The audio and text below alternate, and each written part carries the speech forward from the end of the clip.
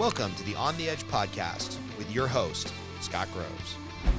Hey, what's up, ladies and gentlemen? It's Scott Groves with the On the Edge podcast. I am here with a definite 100% not safe for work podcast episode. We're going to be interviewing my new friend, Ty Rivera, who was introduced to me by Mike Eaton, a comedian out in Austin, Texas. Shout out to Mike. We need to get you out here to have you on the show. And Ty is a gay, Hispanic, professional comedian, has a new YouTube channel up here in Vegas, and has been attempted to be canceled by your own community several times. So let's go there first. I guessed when you walked in, I said, I suspect maybe you're gay. You said, yeah, maybe a little bit. And then you made a joke about your girlish arms. And then apparently you said, yeah, it's unfortunate because my own community, they should leave me alone. I'm Hispanic, gay, all those people should be leaving me alone. And they've tried to cancel you multiple times. So do you want to start there and then we can go to your background? Yeah, no, I'm fine starting wherever. And yeah, there with woke culture, which I've never subscribed to, there was never a point where I had to get disillusioned with that. From the beginning, I was just yeah, this is bullshit, it was too many rules. And coming up when I came up, because I started doing stand-up in 2003. And damn. So... Veteran.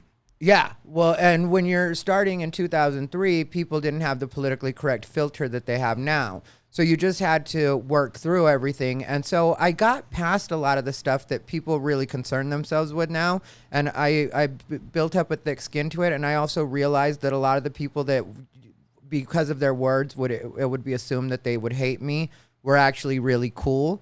And the people that were the most politically correct were usually the most standoffish once they got off stage. And now the way it works is it's very similar in the way that the woke crowd will say all of the right things, but then when it comes to actually listening to a person like me or having to get past just whatever their triggers are, suddenly then they'll try to shut me down. And it's well, aren't I the kind of person that you're always saying you want to listen to and you want to hear from and more representation and a seat at the table and all that bullshit? And so when it comes to me and gay, because before we came on, we talked a little bit about the B and the T and on, you know what I mean? Transgender. LBGT plus, and I made the comment because I've heard this from many of my gay friends. They're like, hey man, the T's and beyond are kind of messing up the progress that the LBG section made. And I get it. It's a spectrum. I just want everybody to be whoever the fuck they want to be. But from the outside looking in, who I grew up with my dad and his best friend introducing each other as gay lovers because they could care less. Yeah. My favorite uncle gay, I could care less. I grew up in LA. It was just part of culture. But from the outside looking in, it feels like the pushing of the T and the drag queens dancing for children and some weird shit that's going on societally, which I understand society is always pushing the boundaries. I feel like it's kind of fucking it up for the L's and the B's and the G's. Yeah, and well, that's the thing, I've hung out with trans people my entire life, my entire adult life. I've hung out with trans people, and they were never sensitive like the new school trans people. So I don't even know, well, that's a lie. Around 2014, 2015 is when I started really noticing the hard push from the militant transgenders that were never pretty enough to and I think your words, not mine. I can't get fired. Yeah, it's that. This is all me. Blame it on the gay one. Perfect. You're taking the bullets for me, bro. Yeah, but that's really what it is. It's a bunch of people that don't look like what they claim to be. You claim to be a woman, but you don't look like a woman, and you're mad because society just doesn't know you're a woman right off the bat. Well, that's not everybody else's problem. They didn't purposely misgender you. They weren't trying to disrespect you. It was an accident, and now you're in your feelings trying to make the lady at Victoria's Secret lose her job because she didn't realize that you were a woman. And it sounds like I'm joking when I say stuff like this, but in a lot of cases, that's what I've noticed it really is. It's people that don't look like what they identify as. And if you tell me, and then I choose to still misgender you, then that I understand as being disrespect. Yeah. But if I have no idea and it's an honest mistake, and then you won't shut up about it, and then at a point I just tell you, well, work harder, Work harder. Yeah. Oh, fuck. I told one person that literally. You're lucky you don't have more black eyes, man. Yeah, well, So when we say like certain crowds have tried to cancel you in comedy, what does that mean? Does that mean you don't get a gig, or they report you to Twitter and Instagram to try to get you deplatformed, or they boo you? Like, what does cancel mean? Because I think a lot of Republicans use this as the boogeyman, is like, oh, we're in cancel culture. If you're a Republican or you believe in free speech or you believe in God, like they're going to try to cancel you. It's like, all right, well, what does that even really mean? So like when that happens to you, like a mob or a group of people come after you, is it in person, online, in the comedic scene? Like, what does that mean? Like, where is that manifesting? It's kind of all of it, you Okay. know, because I do have a social media presence, so they will try to come after me there. And then they'll also start getting in contact with the clubs that I'm supposed to be performing at. If they don't get the response that they want from, why is somebody bugging me? Scam likely. Of course it is. That's all that calls me is scammers. You and me both. It's probably a friend or an ex. My phone knows. But they'll really, like, you know, and if they don't get the result they want from just telling the actual story, sometimes they'll make stories up for the clubs and try to say that, like, there was one time where I don't know who exactly was doing it, but it was after one of these situations where they were sending to the clubs that I make trouble at the clubs and I'll give the waitresses a hard time, and like, you know, that I'm just basically a nightmare at the clubs. And Yeah, you look like a real sexist asshole. yeah, and Give me a break. and then also like what's it called? That I'll write Yelp reviews, and it's like I've been doing stand up for 19 years. And at this time, you know, at the time that this was happening, it was probably 4 years ago, so 15 years. If that was what I was doing, the club owners would have heard about it from other club owners. They wouldn't have to hear about it from some random just sending a, you know, an anonymous email. And so it was very unsuccessful in that way. But as far as scaring certain organizations, like I've had times where they have scared some people off, at least to a certain degree. There was a point where I was supposed to do a lot of gay pride events, and then those got canceled, which I was fine with, because the gay pride events, a lot of times they want you, just because you're gay, to like work super cheap or free.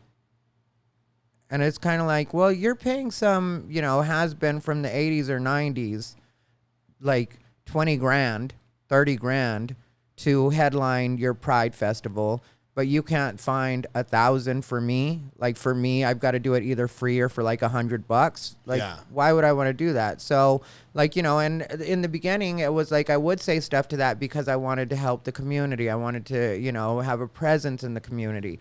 But once I realized that was bullshit, then I started caring about that a lot less, where it was just sort of like, yeah, you guys are just kind of, you know, cheap. So what I don't understand for you and other people that are in your situation, especially in comedy, it's like, all right, so I coach financial professionals. I work for a big corporation and I do home loans where we have to equally represent everybody because that's like federal law.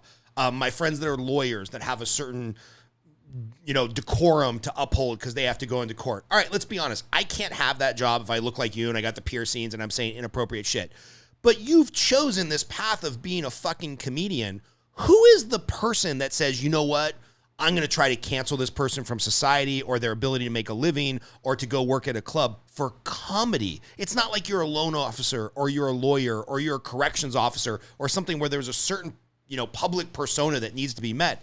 You are a professional comedian. Like, who are these D-bags that are trying to get comedians canceled? Ironically enough, in a lot of cases, it's either comedians. Shut the fuck up. Yeah, it just recently started to change where more comedians, because it's usually not working comedians. I've never seen a working comedian do it. It's and usually define that for people that don't understand working comedian. Like, they're not on the scene. Like, what does a working comedian mean? a working comedian is just somebody that's actually making a living or at least making money. Sometimes, you know, because comedy, the trajectory of comedy when it comes to like actually making money in comedy is you start off where you make no money and then you get to a point where you will maybe break even if you're lucky. Sometimes you go in the hole a little bit when you first start going on the road. And then you get to the point where you make a little bit of money, and then eventually you get to the point where you make enough to sustain yourself. Yeah. So you know? Maybe you can talk a little bit more about this, because I understand the open mic scene. I'm just trying to become a comedian. I'll drive from club to club to club to hopefully get my name pulled out of a hat, to get 2 or 3 minutes up on stage for practice. And maybe I even have to bring 5 people in the door with me so I can get a free beer. That's like the open mic. And then there's Dave Chappelle, who signs a $100 million contract with Netflix for 5 specials.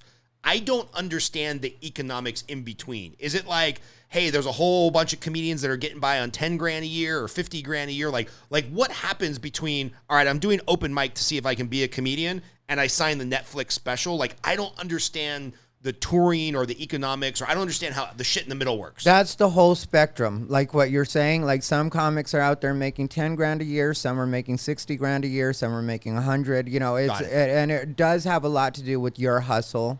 Yeah, once you get past a certain point. Obviously, when you're an open micer, you have very little control. You can't do anything. You're just begging for a couple minutes on stage to work on your craft. Yeah, and that's why social media is such a big thing. Because with social media, there's a lot of people that are famous on social media and aren't mainstream famous, aren't obviously like a Bill Burr, Dave Chappelle, that are making a shitload of money. Really? And how are they doing it online? Like they're selling T-shirts or? Well, with YouTube, you can make really good money once, your YouTube, not only off the AdSense, but also off sponsorship. So YouTube can be a good place to make money. Then there's also Patreon. Then there's also, you can do like one night gigs at clubs and make really good money off of a door deal. Because how does that work? Give me like the economics of a comedian door deal. So you've got a good Instagram following. You can get 100 people, 200 people out to a comedy club in Las Vegas. Like what does a door deal look like for kind of your up and coming comedian? Well, for like a newer comedian, like a standard door deal is usually like what's called a guarantee versus deal. So in a guarantee versus deal, usually the club will guarantee you $500 to $600, however it goes. If you're at least, like they feel like somebody's going to show up, right? And so they'll guarantee you $500 to $600, and then that's versus 60% of the door over whatever their club costs are. So a lot of times that's over $1,000 or $1,500. So once you are over $1,000 or $1,500 in ticket sales, then you get 60%. Depending on what's more, the 500 you were going to get, or so what's a comedy club here in Las Vegas that seats 80 to 100 people? Is there one you can think of off the top of your head? Let's see. Well, LA Comedy Club just got bigger. It was like 100 people, 120, I think. Cool. So you're, the guy, the booking, whoever does the booking at LA Comedy Club, and you're like, hey man, between Instagram and my local, kind of network and what, I can get 100 people for $20-$30 a head. Once they make their operation cost to have the bartender and the doorman and stuff, maybe they pay you $500 to show up, and you get some small percentage of the door after they cover their expenses, and then they make a bunch of money on booze, and kind of everybody goes home happy. Yeah, well, that's where, because you don't get any part of that. Like the alcohol or the food. Right. Which is where these comedy clubs have to make their money, right? Because it's like, I order a Coors Light at $17 or something. Yeah, but, not according to them. Yeah. Look, any business that's been open, like I used to live 3 blocks from the Ice House in Pasadena. Oh, yeah. And they would always say they were broke and they were struggling and blah, blah, blah. I'm like, dude, any business that's been open for 37 years is making money. Give me a fucking break. You're not running a charity here. Oh, yeah. I mean, I've gotten in trouble over things like that I said on social media, though, just not too long ago. But also, like, the flip side to that is a lot of club owners will hit me up and send me LOLs in private because I'll talk about comedy club owners trying to talk to me about the content, Right. And I do really well. So if people were walking out, I can understand you talking to me about content. But when you're talking about your personal taste, I don't care about your personal taste at all as a comedy club owner. I just don't. If you're like, I don't appreciate when you say, I don't really care. Wait, people are walking out of comedy clubs? That's a real thing? No, okay. Not during my shows, but yeah, like there are comics that are bad enough that people will just walk out. If they're bad. Okay, yeah. I get that. I thought you meant like they're offended or something because... Well, yeah, because what I do is technically quote unquote offensive. but people just really like it, so they don't see it that way. Right, You know, right. but like that's where I'll sometimes run into trouble with clubs, because a lot of times when you're working the road, unless you have it in your contract or you state that you want to bring your own person, a lot of times the clubs will just pair you up with like a feature and an opener. Got it. So the two people that go up before you will be just randoms from local, like local randoms. And so a lot of times with me, the clubs will be like, all right, well, we'll put our dirtiest opener and our dirtiest feature with him because we know that he's dirty and he'll be able to follow it. Right. But then that will bother me a lot of times, because I'm like, you don't get it. Like, I'm good at what I do, and the fact that I'm dirty or whatever is just because that's naturally what I'm like. That's Right. the way I talk. I'm not trying to shock these people. Right. So now you have these two new comics in front of me that are doing that, just trying to shock people, and people are leaving and people are mad, and then I have to dig out of the hole because the people you picked weren't good picks, or weren't really good comics in a lot of cases. Right. So that's where we get to where I've had arguments with club owners, and I don't mind at this point. I don't care even a little bit at this point when club owners get mad at me, because I'll tell them what it is I want or what I think, makes a show actually good. And so I posted on Facebook not too long ago, you let me worry about the comedy, and I'll let you worry about the price of chicken strips. How'd that go over? Well, a lot of people laugh, but then, some people get mad publicly. But Right. the ones that because I posted that not too long ago too, I was like, don't jump on my Facebook trying to, if you're a club owner or a booker, don't jump on my Facebook trying to change my opinion or thinking you're going to change my opinion because you chimed in. Right. I know what all of you pay. None of you pay enough to make me shut my mouth. Yeah, and the thing is, it's like I'm clearly judging here, but just meeting you for 3 seconds, it's like I know what I'm gonna get. You got a pentagram tattooed on your finger, while you've got Jesus over here, and when you walked in, my son, he's 6 years old, he's like, Dad, why does that guy have all the stuff in his face? And I'm like, I don't know, man. I'll ask him. We'll have a good conversation about it. But it's like, it's not like you're walking in as some choir boy and then I'm, gasp, clutch my pearls. I don't know what I'm getting. Like, people have to know what they're getting with you, right? Or they can go to your Instagram and see it. Yeah, well, and that's the thing. I have so much stuff on social media at this point that people can definitely get an idea before they ever show up. And anybody that books me already knows. Mm-hmm. And so it's just with the club owners, in a way, I don't blame them, because in a lot of cases, they're just scared, because for the last couple of years, that has been a really big thing where Right. people really will try to, show up and boycott certain comics. Like, I haven't had people actually show up. That's been very disappointing.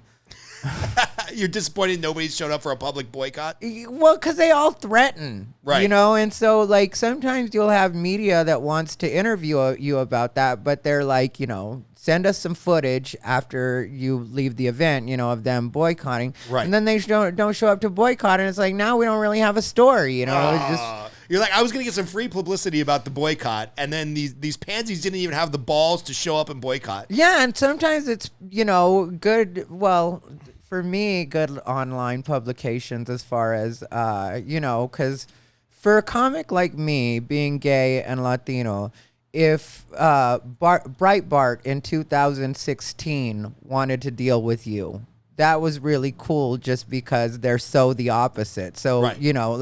And I know, Breitbart has a terrible reputation. Yeah, but still. Yeah. I'll read anything. Well, and that's the thing, so people see that and it right away perks their ears. Well, there was a time where I was in talks with Breitbart because, again, the LGBT community was trying to boycott a show I was doing.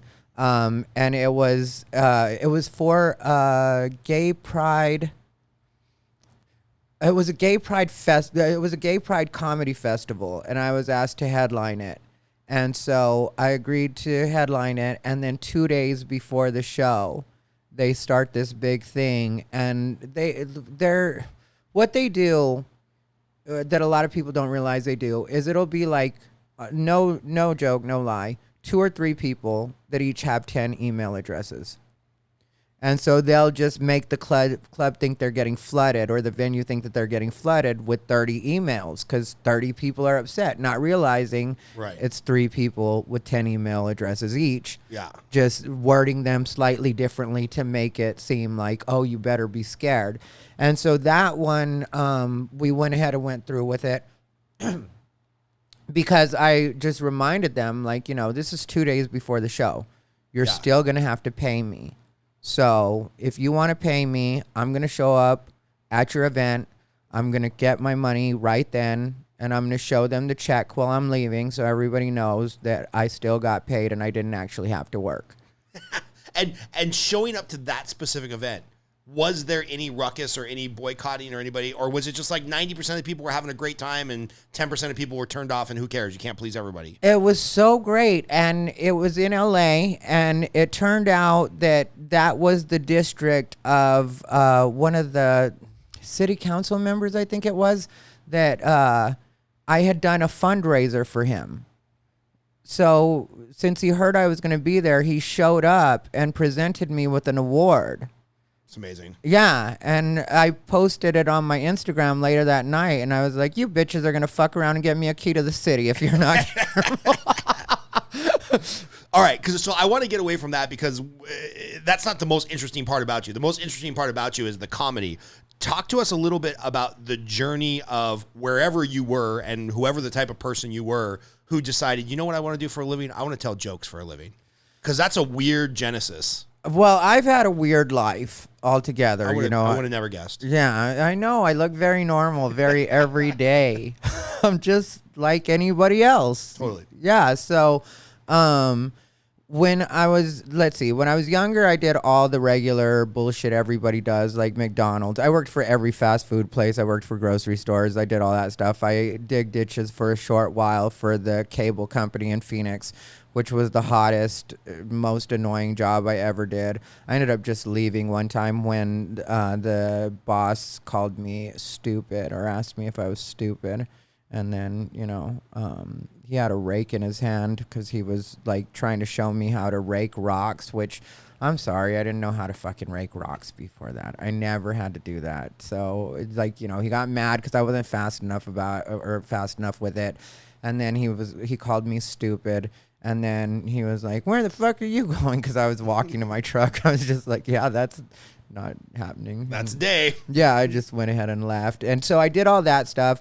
Then I was a sex worker for a while because, like being young and gay and Mexican and having a lot of rich white men like you when you're young just puts it in your head that like, hey, maybe instead of getting my heart broke by these assholes and thinking they actually love me, I should just take money from them and, not ever have to deal. How old were you when this was going on?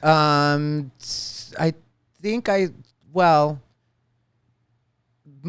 my first boyfriend was 23 and I was 17, and he owned a business, so he used to buy me a lot of shit. So that's where I first figured out, like, I can get a lot of stuff.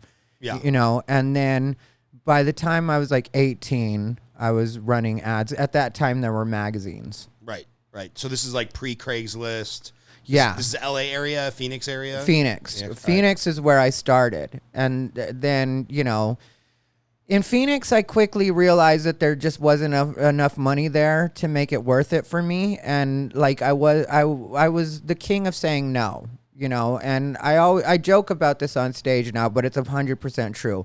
In sex work, depending on what type of person you are and depending on what people like about you, in a lot of cases, you can make more money saying no than you do saying yes. And so where people have this idea that you're just having sex all the time and that you're basically just a fucking mattress, you know what I mean? Like, that's not really the reality of it. There is a lot more thinking involved with it. There is a lot more, like, kind of stringing people along. And these are also like, you're an 18-year-old kid and these are grown men that have made, in a lot of cases, millions of dollars, if not hundreds of thousands of dollars. They're not dumb people. So when you're stringing them along, you're not really stringing them along. It's a game you're both playing. Right. And so so I quickly realized that there wasn't enough money in Phoenix to really make it worth it for me. And I had met some guy in some shitty fucking motel in Phoenix that had told me that the guys in Vegas made a lot of money. And so I moved here to Vegas, and that was the first time I lived here, and I lived here for about 4 years at that point. And by the time I got to Vegas, I think I was 19 or 20, and I had a fake ID. And so, and I just got to ask. You can always tell me shut the fuck up. Was there trauma in your youth that led to some of that? Or was that just like, hey, this is kind of what I just know the gay community to do, or this is what I need to do for survival? Because you say it so flippantly, like, oh yeah, you're a sex worker for a few years. I think for a lot of people, they're probably taken back by that and be like, well, does that mean he was abused as a kid? Or does that mean, there's just a lot, there's a lot to unpack there when somebody says I was a sex worker, whether you're a man or a woman. Well, yeah, and there was, but at the same time, there also was just me, like, I had more trauma from working for fucking McDonald's, you know what I mean? Like, oh, God, 100% getting kicked off of YouTube, Chris. Just compared McDonald's to sex work. Awesome. Yeah, well, I mean, like, it's true. I mean, like my straight jobs, my regular jobs were what were really abusive. And so, like, when it came to sex work, it was just kind of like, well, here's a thing where I don't really have to do a lot and I make a lot of money. And so why would I continue to, like I said, digging trenches for the cable company? Like, why would I want to do that when I've got a different option that makes a lot more money? And, like, it's not, you don't work for hours when you're doing sex work, I mean, like, nobody lasts hours. It's a great minutely rate. I'm sorry, I don't mean to make light of your situation. It really is, though. You know what I mean? Like, so all right. So that period of your life passes, but I have to imagine the percentage of people that get out of that work without, serious physical damage, mental damage, drug abuse, whatever, evil vice we want to plug in there. How do you move out of that and then decide to move? Did comedy come right after that, or was there a aha moment where you went to work for a church for a while and then found comedy, or like what happens in between? Well, there's a couple things about me. I like kind of being dumb or having people think I'm dumb. You know what I mean? Like, I have fun with that, but I'm not actually dumb. So there's that, and then also I've got like a different kind of focus. So like I was able to find work always easily, and I have a good personality. And so when I got tired of that, eventually what happened with that is I did get to a point where I just didn't want strangers touching me anymore. And so I did like just kind of mentally aged out of it, where I was like, all right, well, I'm kind of done with people touching me. Yeah. And so I decided to get out of that, and I got a job in an office and was living a very regular life, and I had a boyfriend and we were, super cool. But like, it wasn't long in between that and stand up. And then what eventually happened was my sister ended up dying. Sorry for your loss. Yeah, she, and she had been like, because she was a sex worker as well. She was a stripper though. And, but we were super close and we were always hanging out, and, growing up, we weren't allowed to have a lot of friends. My parents were kind of strict in that way. And so, when you're not allowed to have a lot of friends outside of the house, then you get closer with the people that live inside your house. Yeah. And so my sister was my best friend. She ended up dying. And then like shortly after that, I think like it wasn't like a conscious thing, but subconsciously there was that life's too short type of mentality. And I knew that I could make my friends laugh always until they couldn't breathe. And then one day I was like, in my head, I remember like having all of my friends laughing so hard they couldn't breathe, and thinking in my head that I should be making money for this. And when I was super young, I had an unusual fascination with stand-up comedy. Like when I was like 9 years old, I loved Louis Anderson. I loved Ellen DeGeneres. This was before she ever came out. Right. But even me being a kid, I knew she was a lesbian, on. Yeah. It's like that scene in Austin Powers where he's like, Liberace was gay? And they're like, oh, yeah, shocking. Came out of the closet in his 60s. Exactly. And there were all of those, back when we were like, right. George Michael was another one. Right, that, right. Elton John. Yeah. Shocking. Married to a woman. Really? When my dad told me Elton John and Freddie Mercury were married to women, even as a teenager, I was like, really? Elton John came out as bisexual at a point, and people bought that. You know what I mean? And it was like, well, you just say you're gay already. Yeah, you're not fooling nobody. Yeah, stop playing with us. But, so I loved stand-up when I was a kid, but growing up in the part of Arizona that I grew up, which is a town called Casa Grande, which has gotten bigger now, but it's still not huge. You know, it's halfway between Phoenix and Tucson. And you don't think that's at all possible. Right. You know, and so one day it was after I had that night where I was making my friends laugh to that point where I thought in my head that I should make money doing this. Then I was watching Ellen DeGeneres Here and Now. That was the HBO special she had out at that time. And I was, you know, just laying on the living room floor watching that with the guy that I was living with at that time, which was a really good relationship. Like that was like, you know, probably the healthiest relationship that I probably ever had, you know. But I like told him, I was like, I could do that, you know. And then he was like, I know you could. And then everything just lined up in a really strange way, because my mom gave me this article that was on, I think it was Terminator 3 was the movie that it was on. And it was from the New Times magazine. And I never read the stuff my mom gives me. She always gives me newspaper clippings and stuff like that, you know. Like, you should read this. You should check this out. And it's very rare that I actually do, just because I never do. You know, it's my mom. I love her. But at the same time, it's like, Mom, I think it's cute. You think I read. But I actually read that one. And when I got to the end, it said that review was actually written by a comedian by the name of Jimmy Donnelly, and Jimmy Donnelly runs a weekly open mic at the Sets in Tempe, a venue called the Sets in Tempe, and then it gave like a couple details, like, you know, anybody can show up type of thing, and so I snuck over there like I was having an affair, like a week later, and then I just watched it. And then at the end, he made an announcement where he was like, if anybody wants to try this next week, you know, come up and talk to me. And so I went over and talked to him. And, you know, he put me on the list for the following week. And I wrote 5 minutes, and I didn't remember any of it when it came time for me to do it. I was going to say 5 minutes is a lot. Knowing some people that have come up in comedy, Mike being one of them, 5 minutes, people don't think 5 minutes is a long time, but 5 minutes is a long time to hold a story or a joke or a train of thought. I wrote it. I practiced it.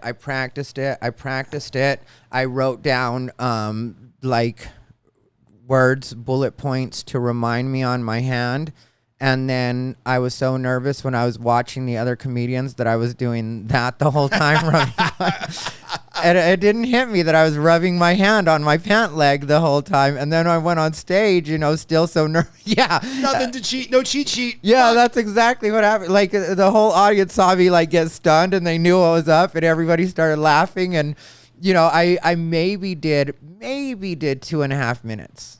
It might have even been 1.5 minutes or something, you know, but it was just the shortest thing. But I had gotten laughs for the time that I was up there, and I knew right away. I was like, yeah, I can come back and do this. So I want to, if there's any way for you to recall that first 2.5 minutes on stage, I feel like there's got to be something that clicks in your brain, like your brain is wired differently than mine. Because if I was standing on stage nervous and feeling unprepared for 2.5 minutes, 0% chance I ever try that again.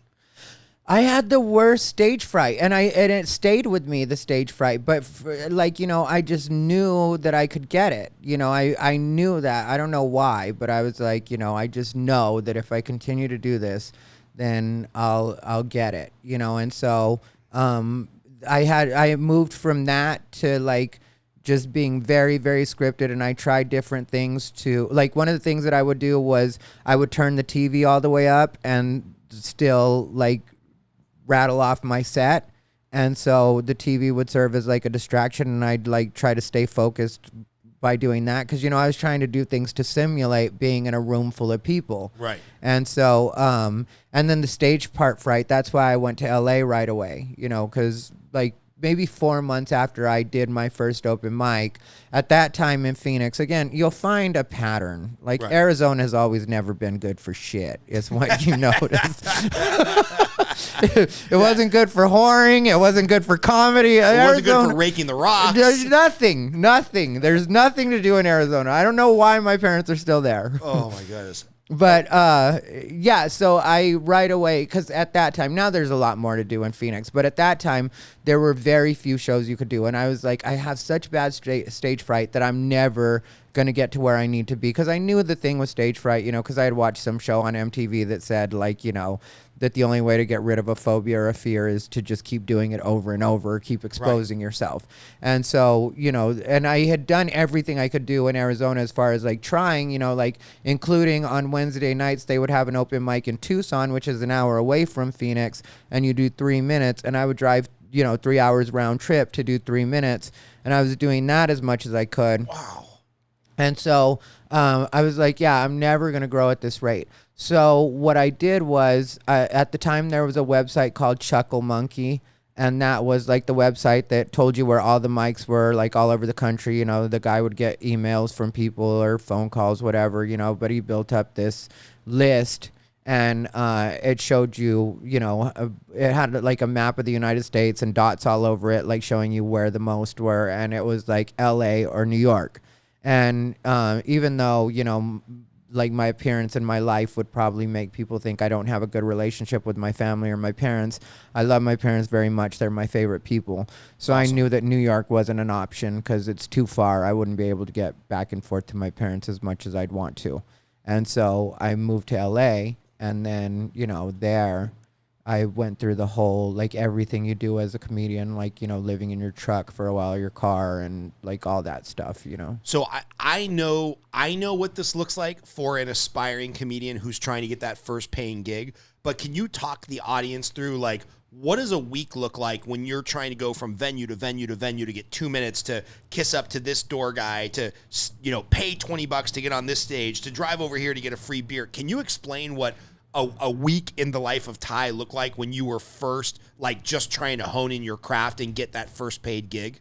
Yeah, well, for me, it really was like, I knew nothing about LA, and I hadn't done any real research. One of the things, though, that really encouraged me was when I first went there to kind of check things out, because, I went for like a couple of days to check things out, and I went to the Laugh Factory. That was one of the first open mics that I did, not realizing that the open mic at the Laugh Factory in Hollywood is called an open mic, but it's not really an open mic. It's more of a showcase.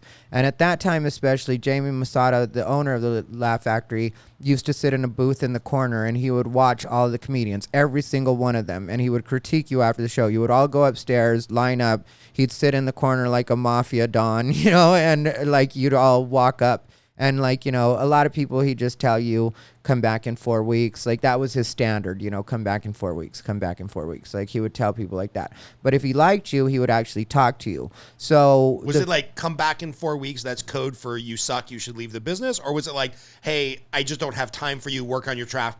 Actually, you can come back in 4 weeks. You got to get better. You know what I mean? So give it a minimum of 4 weeks was what he was saying. It didn't actually mean... There were people that would be like, Jamie told me to come back in 4 weeks. And it was like... You're like, oh, that's cute. Yeah. God, bless your heart, right? Like, people in the South saying bless your heart really exactly. means fuck you. Yeah. It really... Well, yeah. And you'd just be like, oh that's cute. Nice. You know what I mean? Jamie told me to come back in 4 weeks. They'd go back to the club to be like... No, hard pass. Sign up, whatever. Like if you get here early, because that one was brutal, and it still is. From what I hear, like you had to show up at like 2 p.m. because they only take like the first 10 or whatever. But since that's what I was dedicated to, like I was willing to do whatever. So I made it there the way that I was supposed to and stuff. And so when Jamie got to me, and I wasn't the only one, there were other people that he had talked to as well. But you didn't know if you were going to get a come back in 4 weeks or if he was going to actually talk to you. And with me, he was like, you're a really good writer. He was like, I can already tell that. He was like, but I can tell you're very green. I can tell you're very nervous. And then he asked me specifically, he was like, where do you live? And I was like, I live in Arizona. And then he was like, do you plan to move to LA? And I said, yes, I do. And then he was like, when do you plan to move to LA? I was like, probably within the next couple of months. And then he was like, I would say that you should move here immediately. Stage time.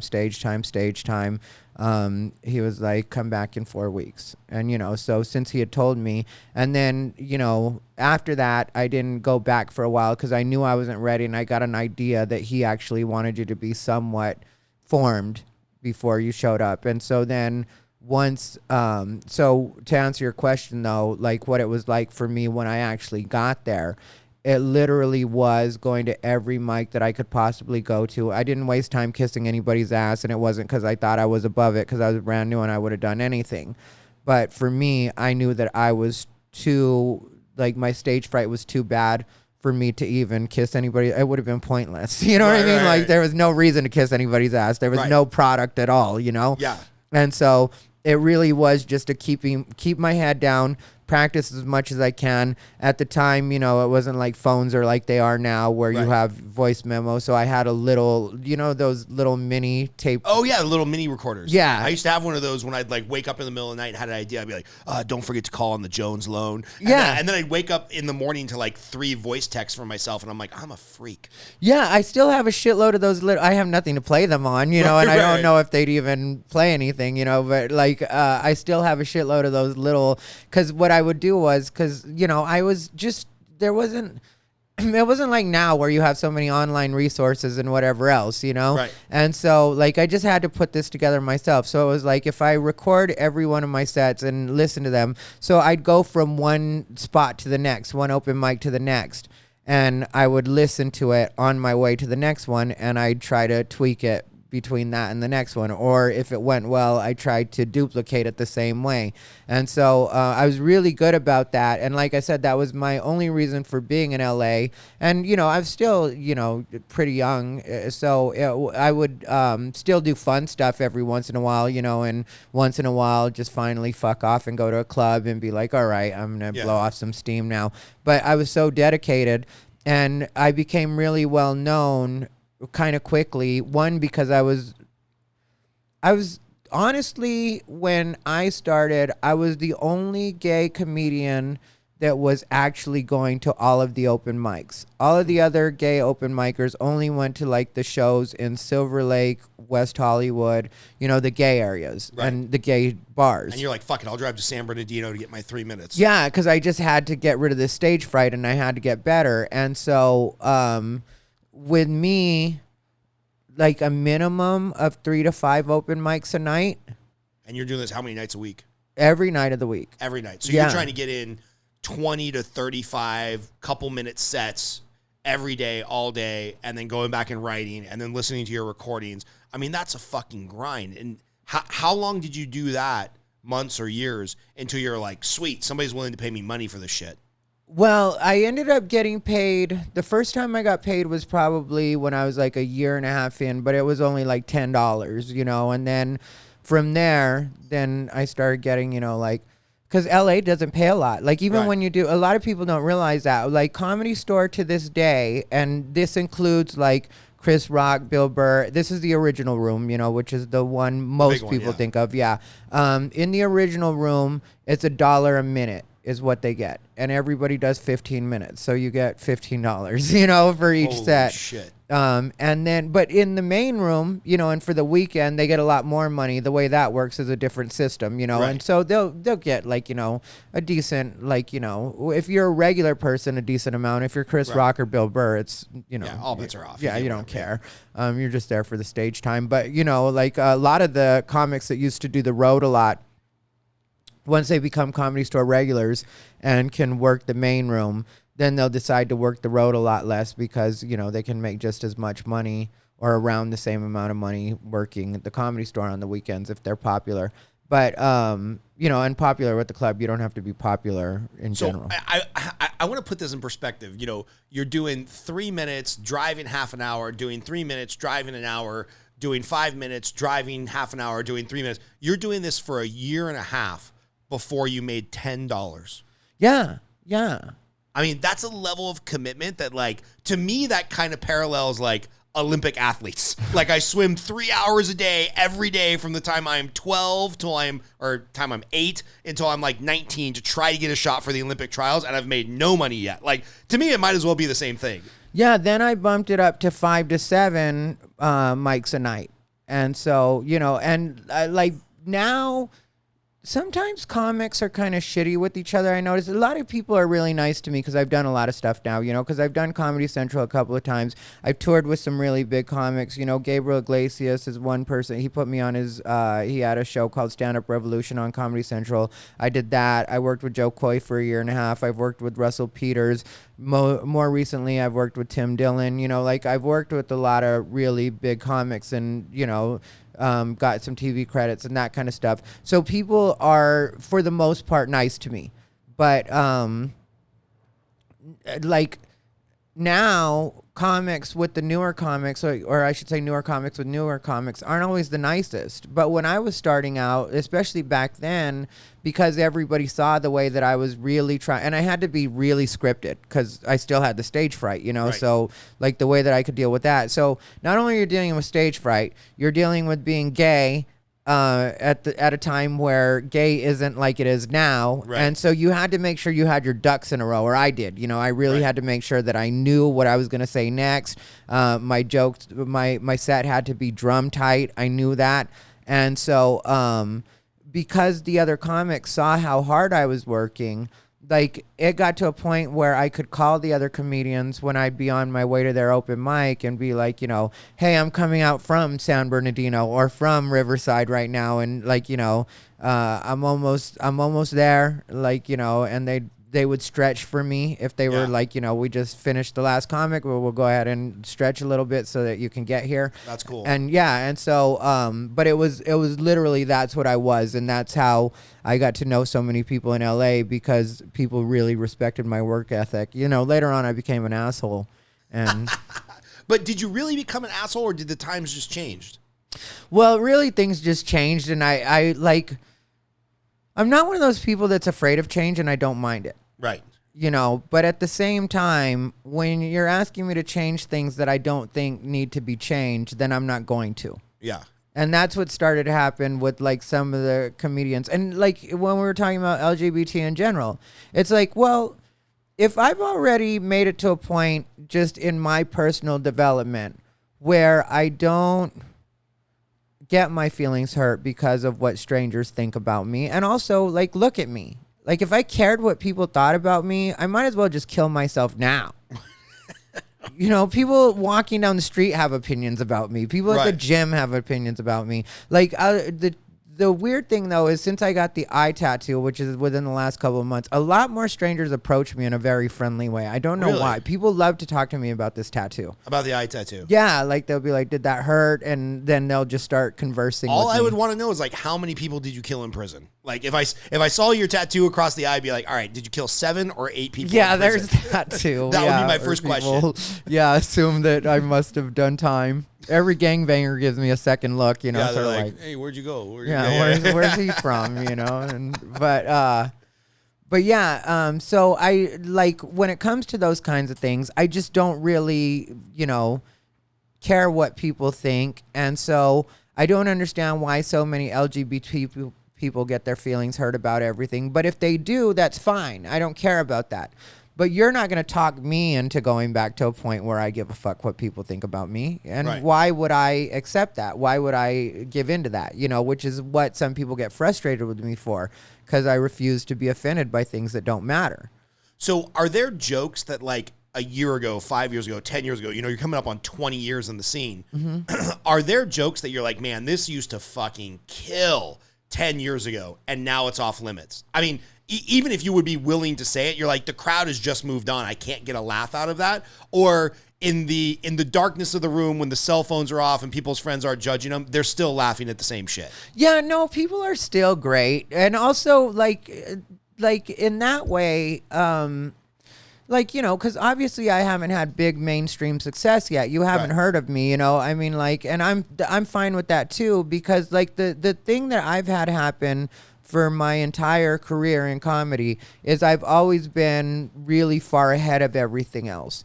And so, and that's real, like, I'm not tooting my own horn, it's just what it is, you know. Like, you can listen to my album, I have an album on iTunes, that's just my name, it's called Ty Rivera, if anybody wants to check it out, but you can listen to it now. I recorded it 10 years ago, and you can listen to it now, and it still sounds current. you Right, know? right. And so, like, if anything, like, I sometimes have to slow myself down a little bit because I'm like, okay, this is further ahead than any of these people are at yet. And so sometimes, especially if I also forgot to tell you, I perform in a lot of redneck clubs. Really? Yeah, like that's a lot of what I do. Shut the fuck up. I swear to God, it's been my thing. Join us next week for the second half of this podcast.